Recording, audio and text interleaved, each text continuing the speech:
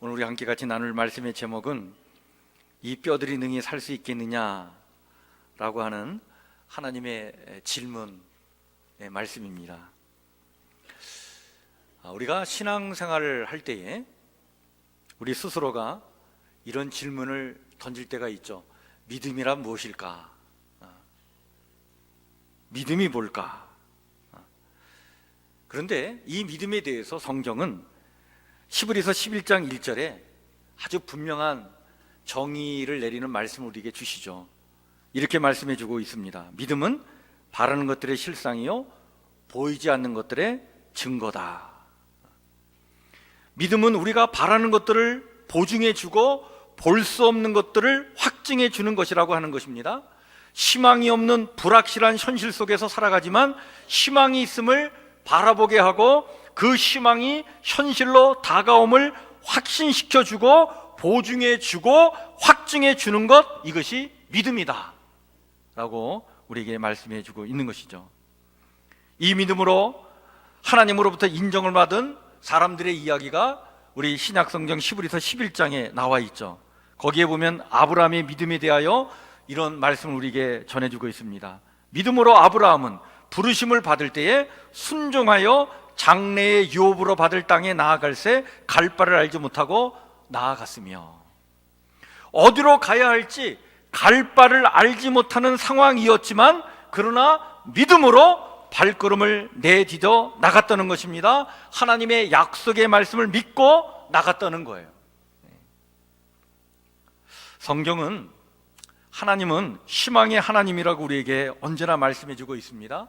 미래로부터 희망으로 우리에게 다가오시는 분, 그것이 성경이 우리에게 일러주는 하나님이십니다. 희망에 관한 약속의 말씀을 우리에게 주시고 그 약속의 말씀 편에 서서 현실을 바라보고 살아가라고, 그 약속의 말씀 편에 서서 현실이 아무리 힘들고 어려워도 그 약속의 말씀이 실현될 것을 믿고 그 믿음으로 이 땅을 살아가는 것, 이게 믿음이다. 이 믿음은 가능성의 축복을 현실로 만들어 나가는 힘이 있습니다. 이 믿음을 갖고 가나안 땅에 들어가 그 땅을 젖과 꿀이 흐르는 땅으로 만들려고 하나님은 이스라엘 백성들을 그 애굽에서 이끌어내셔서 가나안 땅으로 인도해 가셨고 그들에게 그 땅을 주신 것 아니겠습니까? 믿음은 가능성의 축복을 현실로 만들어 나가게 하는 힘이 있는 것이 바로 이 믿음인 거예요. 예수님은 이 믿음에 대하여 마태복음 17장 20절에서 이렇게 우리에게 말씀해 주셨습니다. 진실로 너희에게 이르노니 만일 너희에게 믿음이 겨자씨 한 알만큼만 있어도 이 산을 명하여 여기서 저기로 옮겨지라 하면 옮겨질 것이요 또 너희가 못할 것이 없으리라. 희망을 포기하지 않고 하나님의 약속의 말씀을 굳게 붙잡고 현실을 살아가면 끝내 약속이 현실이 되는 역사를 체험하게 될 것이라고 하는 말씀이죠. 자, 그런데 여러분, 믿음이 이런 것이다 성경은 이렇게 말씀하고 믿음에 관해서 우리에게 여러 가지 말씀을 지금 주고 있지만, 그러나 정말 극한 절망의 상황 속에서 여러분, 이 믿음이 가능할까요? 극한 절망의 자리에서도 이런 믿음이 가능할까요? 희망의 빛이 사라지고 도저히 빠져나올 수 없는 절망의 늪 한가운데 있다면 우리는 과연 이 믿음을 끝까지 지켜나갈 수 있을까요? 하나님까지도 침묵하는 그러한 암울한 현실에서 여러분, 이 믿음이 가능할까요? 이것이 바로 구약 성경에 나오는 욥의 갈등이었고 욥에게 닥친 시험이었습니다. 여러분, 욥에게는요 아들이 7에다가 딸이 3이 있었어요. 그리고 그의 소유는 엄청났습니다. 당대에 동방에서 제일 가는 부자였다고 얘기하죠. 양이 7,000마리, 낙타가 3,000마리, 소가 1,000마리, 암나귀가 50마리나 되는 부자였습니다. 종도 많이 있었어요. 그런데 이 모든 것들이 한순간에 사라집니다. 엄청난 시련이 닥쳐오면서 이 모든 것들이 한순간에 사라져버리는 그러한 고통을 당하게 되죠. 급기야 그의 발바닥에서부터 머리끝까지 악성 종기가 납니다. 너무 괴로워가지고 재 가운데 앉아서 기와 조각을 가져다가 자기 몸을 막 긁으면서 그 최악의 절망의 상황 속에 그가 있었어요. 하나님조차도 침묵하고 계셨습니다. 근데 더 절망적인 것은 그의 아내가 와서 이렇게 말을 하죠. 당신이 이래도 믿음을 고수할 셈이요? 하나님이나 저주하고 죽으시오. 이렇게 삶이 절망적인데 그래도 하나님을 믿겠다는 것입니까? 하나님이나 저주하고 죽으시오. 근데 욥은요, 정말 이렇게 괴로워 죽을 지경인 이런 상황에서도 정말 인간의 위대함을 우리에게 보여줍니다. 이렇게 말하는 아내에게 그는 이런 대답을 하죠. 내가 태어날 때 아무것도 가져온 것 없었으니 죽을 때에도 아무것도 가져가지 못하리라. 주신 자도 여호와시요 가져가신 자도 여호와시니 여호와의 이름이 찬양을 받으시기를 원하노라. 우리가 하나님께 복도 받았는데 재난을 당하지 말라는 법이 있겠소? 그리고는 이 모든 일을 당하고서도 욥은 입술로 하나님께 범죄하지 않습니다. 침묵하시는 하나님 앞에서 하나님이 그 침묵을 깨고 자신이 당하는 이 고난의 원인이 무엇인지를 말씀하실 때까지 괴로움 속에 있었지만, 그러나 그 괴로움을 참고 견디면서 끝까지 하나님을 찾는 그 믿음을 버리지 않아요. 결국 하나님은 욥을 찾아오시죠.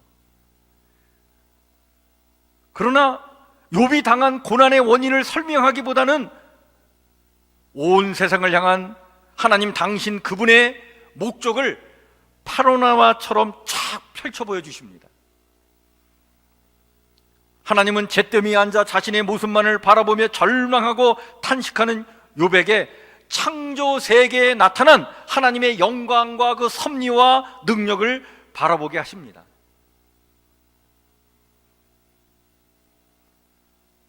설명하지 아니하시고 그냥 바라보기만 하셨어요.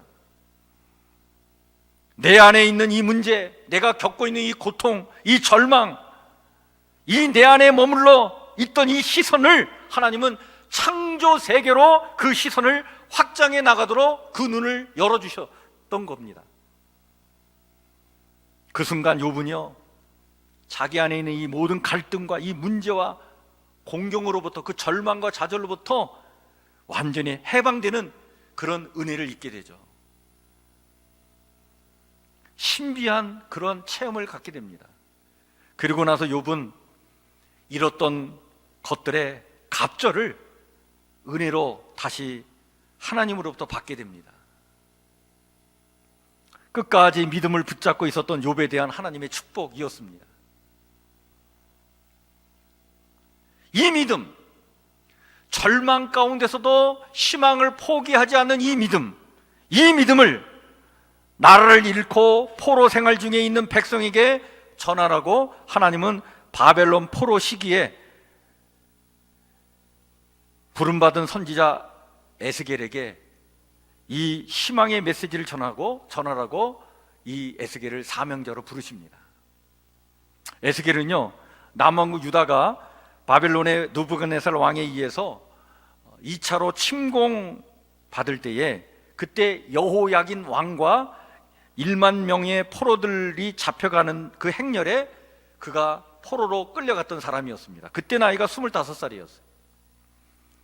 그리고 11년 후에 이 느부갓네살 왕은 다시 3차로 예루살렘을 공격해서 완전히 예루살렘을 무너뜨리죠.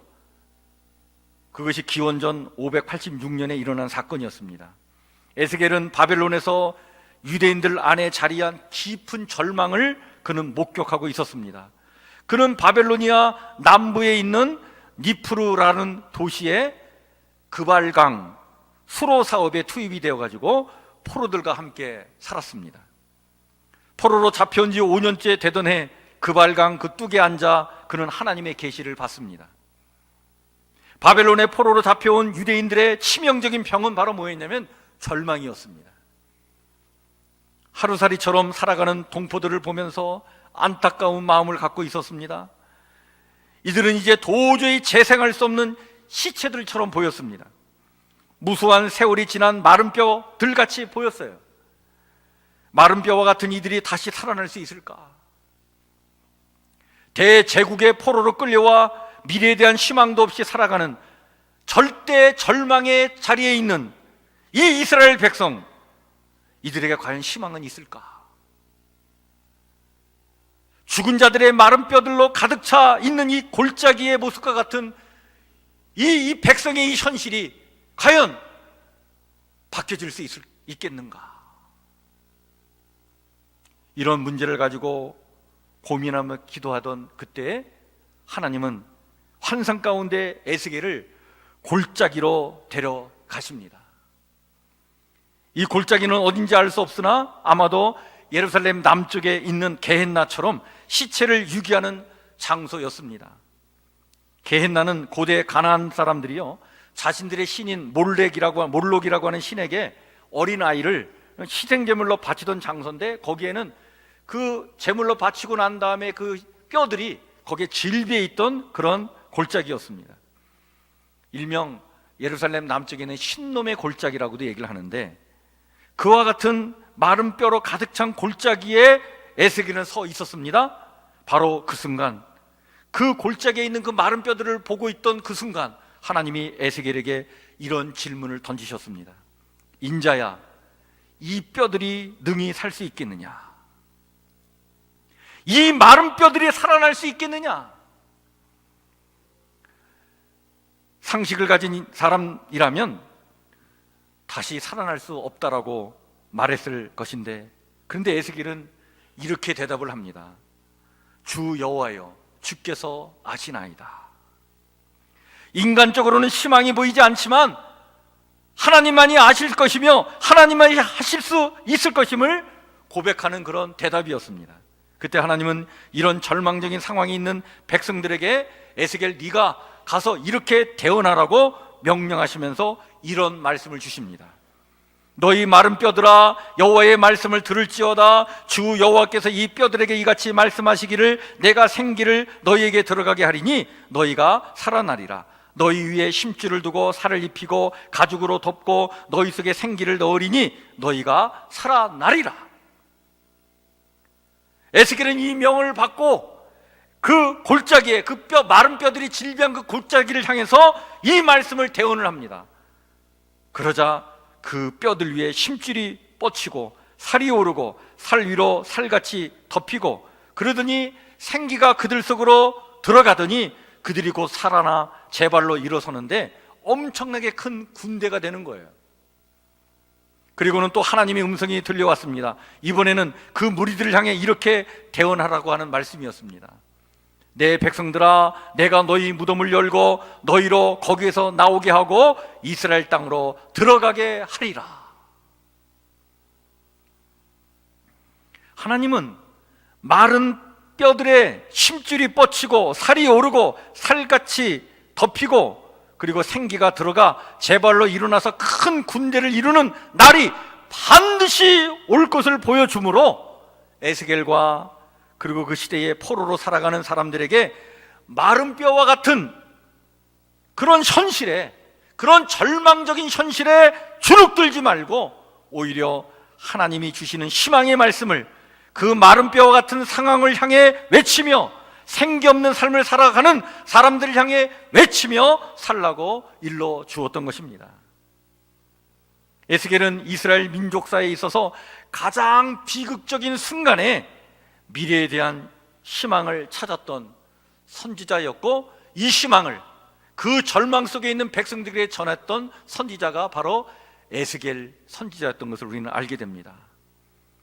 그리고 그 희망을 향해 믿음으로 나아가도록 하나님의 백성을 깨우는 선지자가 되었던 것이죠. 에스겔에게 인자야 이 뼈들이 능히 살 수 있겠느냐라고 물으신 이 질문은 어찌 보면 사람아, 내가 이 뼈들로 살아나게 할 것이니 너는 희망을 포기하지 말고 마른 뼈를 향해 나의 생명과 능력의 말을 대언할 수 있겠느냐라고 물으셨던 질문이라고 봅니다. 이 대언의 사명을 에스겔은요 잘 감당했던 것이죠. 일제강점기 1926년에 개벽지라고 하는 잡지에 실린 이상화 시인의 빼앗긴 들에도 봄은 오는가라고 하는 시가 있었습니다. 이 시는 당시 우리 민중들의 절망을 그대로 잘 표현해주고 있는 시였습니다.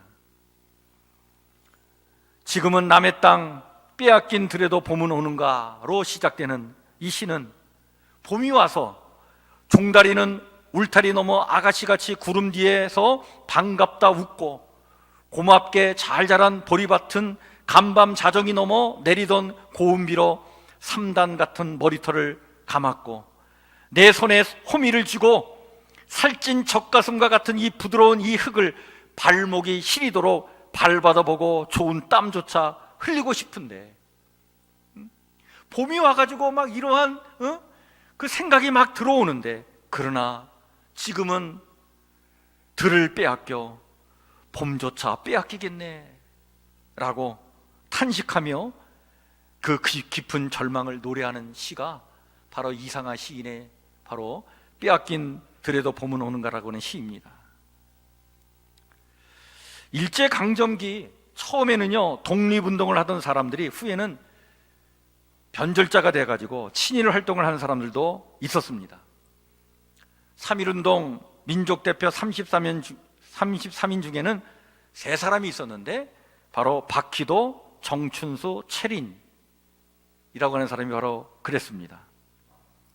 뿐만 아니라 독립선언서 기초안을 작성한 최남선도 변절하였고 28 독립선언서를 작성한 이강수, 소설가 이강수 또한 변절자가 되었습니다.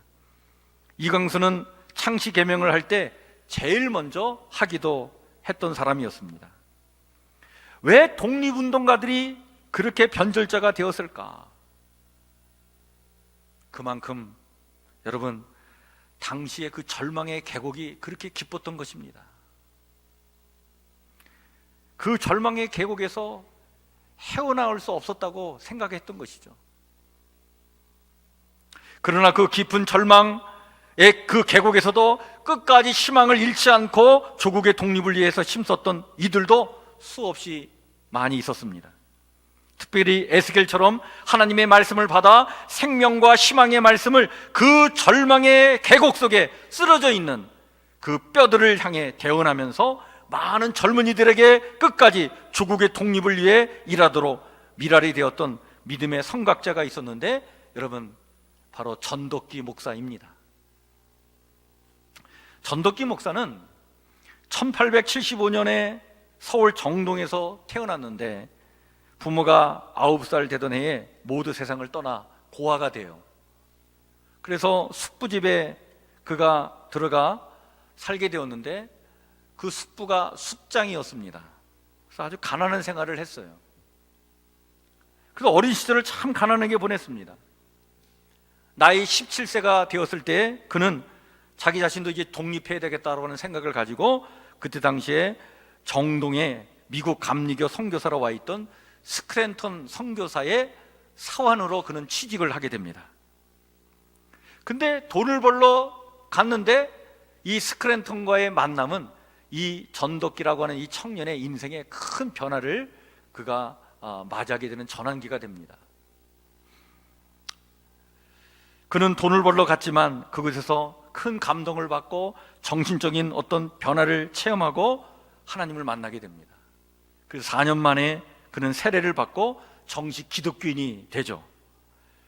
이 스크랜턴 선교사는 주로 상인들과 가난한 이들이 모여 살고 있는 상동을 선교지로 생각하고 그곳에 병원과 교회를 세워 활동을 했는데 그래서 정동을 떠나 상동으로 갑니다. 상동이 지금 그 남대문 그 일대, 명동 그 일대가 상동인데 그래서 그곳에 가서서 병원을 세우고 교회를 세우죠. 이때 이 전덕기라고 하는 청년이 이 스크랜턴 선교사와 함께 그곳에 가서 그곳에서 바로 그는 동력자 역할을 하게 됩니다. 자기 자신도 가난한 집안 출신이었기 때문에 이 가난한 자들에게 복음을 전하는 이 스크랜턴 선교사의 마음과 일치가 돼가지고 이 사역에 함께 동참하게 되죠. 전덕기 청년은 1898년 이 상동교회의 속장이 되어가지고 평신도 지도자로 활동을 하게 됩니다. 이때 이 교회 안에 웹입 청년회를 조직을 하게 되는데, 이 청년회가요, 단순히 그냥 어떤 신앙적인 모임이 아니라 그 신앙적인 모임을 근거로 해서 민주적이고 민족운동을 전개하는 그런 활동을 하는 청년회가 청년회가 됩니다. 그래서 이 전덕기 청년이 밖으로는 독립협회 활동을 하면서 교회 안에서는 이 청년회 모임을 통해 이 청년들과 함께 그런 민족운동을 전개해 나갔던 거예요. 1899년에는 교회 안에 공옥학교라고 하는 학교를 세워가지고 정말 불우한 형편에 있는 청소년들을 모아 가르치게 됩니다. 이 공옥학교의 교장 역할을 하게 돼요. 1902년에는 전도사로 임명을 받아가지고 이제 교역자가 되어서 그는 목회자 활동을 하게 됩니다. 그런데 1903년에 일본이 이 청년의 활동을 탐탁지 않게 생각했어요. 왜냐하면 이 단순한 신앙의 모임이 아니라 어떤 민족적인 어떤 모임을 갖게 되니까 일본의 탄압이 있게 되었습니다. 그래서 강제 해산을 시킵니다. 그러자 여기에 굴하지 않고 그는 그 교회 안에, 상동교회 안에 청년 학원이라고 하는 학원을 설립합니다.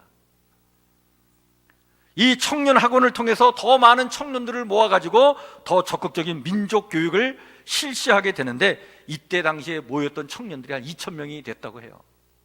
그러니까 굉장히 많은 청년들이 모인 거예요. 전덕기 목사가 세운 이 상동 청년 학원, 이 학원을 운영하던 당시에 그 교사진은요, 당대에 내노라 하는 지식인들이었고 후에는요 독립운동가들이 됩니다. 여러분, 남궁옥 장로님, 이분이 이때 이 학원의 교장이었고요. 여러분, 남궁옥 선생님 아시죠? 우리 삼천리 반도강산에 그냥 무궁화 그냥 그 심기 운동을 펼쳤던 분이신데, 그리고 학감으로는 이혜영 선생이 학감 역할을 했습니다. 이분은 나중에 자기 육형제 형제들과 의기투합해가지고 그 조상으로 물려받던 명동 일대의 땅을 다 팔아서 오늘 시가로 한 600억 원에 되는 그런 시가의 그 자금을 마련해가지고 그는 만주 서간도 지역에 가서 신흥 무관학교를 세운 사람입니다. 그리고 이동용 선생은 여기에서 이학이라고 하는 물리학을 가르치게 되고, 주시경 선생은 여기서 국어를 가르쳤습니다. 이필주 선생은 교련을 가르치고, 이상설, 이준 이런 분들이 다 강사로 여기서 아이들을 가르쳤습니다. 전덕기 목사는 성경을 가르치고, 스크랜턴 선교사의 부인은 영어를 가르치고, 이 상동교회 청년학원을 통해서 그가 동시대의 젊은이들에게 불어넣어주는 희망의 메시지는 매우 강력했던 것을 우리는 알게 됩니다. 이때 이 청년학원을 이끌어가던 사람들을 일명 상동파라고 하는데, 이 상동파들이 중심이 되어가지고 거국적인 일들을 감당하게 되죠. 1905년에 을사늑약이 체결되자 이것에 항거하여 이 체결 반대 상소 운동을 주도했던 사람들이 바로 이 상동파 사람들입니다. 을사오족을 처단하기 위해서 암살을 모의하기도 했던 사람들이 이 상동파 사람들이기도 했습니다. 1907년에는 세계 평화 회의가 네덜란드 헤이그에서 열린다는 이 소식을 듣고 바로 이 헤이그에 특사를 파견하는데, 이때 파견한 사람들이 바로 이 전덕기 목사가 중심이 돼가지고 이상설, 이혜용, 이동용, 이준 열사들이 해협을 해가지고 바로 여기에 특사를 파견하게 된 거예요.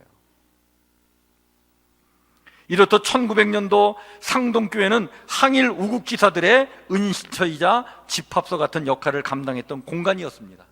전덕기 목사는 이들에게 든든한 울타리를 쳐주었고 일제의 감시로부터 보호막 역할을 하였고 나아가 이들에게 희망의 메시지를 전했던 것입니다. 이때 당시에 선교사들에 대한 일제의 간섭과 탄압이 더 심해지자 스크래턴 선교사는요, 이 상동교회 제1대 목사였는데 그 목회자의 자리에서 내려오고 자기 대신에 이 전덕기 목사를 제2대 담임 목사로 세웁니다. 전덕기 목사가 1907년에 상동교회 담임 목사가 된 이후부터 더 적극적으로 이 교회는 성장하게 되고 또 민족 독립운동에 참여하는 교회가 되죠. 전국에 있는 교회 청년 대표들이 모이는 모임 장소가 이 상동교회였는데 이때 황해도 지역의 교회 청년 대표로 모인 사람이 바로 누구냐면 백범 김구 선생이었습니다. 백범은 그의 백범 일지에 이 상동교회에 대한 이야기를 하는데 바로 이 상동교회 지하실에서 창립된 것이 바로 뭐냐면 신민회가 창립이 되었는데 이 신민회는 상동청년회와 상동청년학원의 인맥이었던 상동파들에 의해서 세워졌다라고 이야기해주고 있습니다. 신민회 창립 멤버였던 전덕기 목사를 비롯해서 이 신민회 간부들은요 1909년에 국권의 회복을 위해서 어떤 전략을 세워야 되지 않겠냐라고 하면서 독립전쟁을 준비하게 됩니다. 이 독립전쟁을 준비하기 위해서는 해에다가 독립군 기지를 건설하고 그리고 경제적 자립을 할 수 있도록 신안촌을 건설해야 되겠다라고 하는 이런 의지를 그들이 같이 나누게 되죠. 이때 이혜영 선생은 명동 일대의 땅을 다 팔아가지고 오늘 시가로 한 600억 원이 되는 그런 자금을 마련해서 신흥 무관학교를 탄생시키게 됩니다. 이곳에서 10년에 걸쳐서 3,500명의 독립군이 길러졌는데 그들이 주역이 되어서 치른 전쟁이 바로 봉우동 전투, 청산리 전투였습니다. 이 신흥무관학교 졸업생들은 그 후에 1920년, 30년대 의열단으로 그리고 1940년대에는 한국 강복군으로 활동하면서 해방 직전까지 무장투쟁을 전개하는 그런 맹활약을 펼치게 되죠. 이 신민회 조직은 일제의 조선 합병의 걸림돌이 되었기 때문에 일제는요 1910년에 강압적으로 합방을 하고 난 다음에 이 항일 민족 세력을 제거하기 위해서 그 첫 대상으로 기독교인들이 주축이 되었던 이 신민회를 타겟으로 삼습니다. 그 결과 일어난 사건이 1911년에 데라우찌 암살 음모 사건, 거짓으로 꾸며진 이 데라우찌 암살 음모 사건으로 바로 사람들을 옥에 가둬두게 되는데 그때 끌려간 사람들이 바로 105명의 우리 독립 투사들이었는데 이때 이 사건이 105인 사건입니다. 이때 이 신민회 활동을 했던 사람들이 다 끌려갑니다. 이때 이 전덕기 목사도 끌려가서 고문과 악형을 받게 되는데요, 그 고문으로 병을 얻게 됩니다. 그래서 불기소로 풀려나지만 그 고문의 여독으로 그는 늑막염과 그리고 폐결핵을 앓게 되고 2년 동안 투병 생활을 하다가 1914년에 그는 하나님의 부름을 받습니다. 그때 나이가 39살이었어요. 그는 이 땅을 떠나면서 마지막 말을 남겼는데 그는 하나님 앞에 이런 기도를 드립니다. 주여, 주여 이 죄인을 구원하여 주옵소서. 그리고 남아있는 성도들을 향해서 마지막 말을 이렇게 남겼습니다. 나는 천사와 더불어 돌아가노라. 일제 암흑기에 청년들에게 조국의 독립에 대한 희망의 메시지를 불러일으키며 절망과 좌절 가운데 있던 이 마른 뼈와 같은 이들을 다시 살아 조국의 독립을 위해 살아 움직이는 군대가 되도록 했던 성각자가 바로 전덕기 목사였습니다. 그를 중심으로 모였던 상동파 애국지사들은 우리 역사에서 잊을 수 없는 을사보호조약 무효 상소운동과 헤이그 특사 파견과 신민회 운동과 그리고 신흥 무관학교를 통한 무력 투쟁 운동을 이어나갔던 것이죠. 성경은 하나님이 천지를 창조하는 이야기로 시작이 됩니다. 그런데 하나님께서 천지를 창조하기 전 온 세상은 혼돈하며 공허하고 어둠이 깊음 위에 휘몰아치고 있었다라고 말씀해주고 있습니다. 그러나 빛이 있으라라고 하는 이 하나님의 말씀이 선포되자 빛이 만들어져 어둠을 몰아내었던 것입니다. 어둠은 절망의 세상입니다. 마른 뼈들의 세상이죠. 불가능의 세상입니다. 희망을 포기할 수밖에 없는 그런 세상입니다. 그러나 깊고 깊은 그 어둠이 지나 기필코 여명이 찾아온다는 것이 바로 하나님의 창조의 역사인 줄 믿습니다. 이런 하나님의 창조의 역사가 제 가운데 앉아 악성 종기로 기와 조각을 갖고 자기 몸을 긁고 있던 욥에게 임하였고요, 또한 바벨론 그발강가에서 포로 생활을 하던 이들 가운데 주어졌습니다. 그리고 이 창조의 역사는 일제의 압제 속에서 그 어둠 가운데 몸부림치던 이 땅 위에도 주어졌던 것입니다. 그리고 오늘 이 창조의 역사는 지금도 우리 안에서 이루어지고 있는 줄 믿습니다. 이 창조의 역사를 믿음으로 바라보는 자들을 향해 하나님은 오늘도 우리에게 이렇게 묻고 계십니다. 인자야, 이 뼈들이 능히 살 수 있겠느냐? 내가 이 뼈들을 살아나게 할 것이니 너는 희망을 포기하지 말고 마른 뼈를 향해 나의 생명과 능력의 말을 대언할 수 있겠느냐? 이 하나님의 부르심에 순종하여 마른 뼈들을 향해 생기를 불어넣었던 에스겔의 그 믿음이, 그리고 암울한 일제시대의 많은 젊은이들에게 조국의 희망찬 미래를 열어나가도록 생기를 불어넣었던 우리 믿음의 선배들의 그 믿음이 오늘 우리 한국교회와 성도들에게 충만하게 임하기를 주의 이름으로 간절히 축원해 드립니다.